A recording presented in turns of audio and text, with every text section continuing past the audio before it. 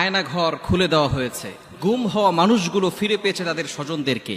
এই আয়নাঘর কি হতো সেখানে? ৮ বছর পরে মুক্তি পেয়েছে মীর কাশেম আলীর ছেলে ব্যারিস্টার আরমান। ৮ বছর পরে মুক্তি পেয়েছে, তার পরিবারের লোকজন জানতোই না সে বেঁচে আছে নাকি মারা গেছে। কি হতো এই আয়নাঘরে, যেখানে মানুষকে নির্যাতন করা হতো, অন্ধকারে কারাবদ্ধ করে মানুষের ব্রেনকে নষ্ট করে দেওয়া হতো। একজন মানুষ যাতে করে সচল থাকতে না পারে, তার যতগুলো অ্যাবিলিটি আছে, তার ব্রেন ক্ষমতা যা আছে, এগুলো সবকিছু নষ্ট করে ফেলা হতো। খুলে দেওয়া হয়েছে সে আয়নাঘর, আর থাকবে না এই আয়নাঘর। এখানে কোনো আলেমকে আর বন্দী করা হবে না, অন্যায়ভাবে কোনো আলেমকে আর বন্দী করা হবে না সেখানে। সুতরাং আল্লাহ তাআলা আমাদেরকে স্বাধীনতা দিয়েছে, আমরা মুক্ত হয়েছি এই অত্যাচারী শাসক থেকে। আল্লাহ তাআলা আমাদেরকে স্বাধীনতা দিয়েছেন। সুতরাং এই আয়নাঘরে অত্যাচার করা হতো, জুলুম করা হতো, নির্যাতন করা হতো।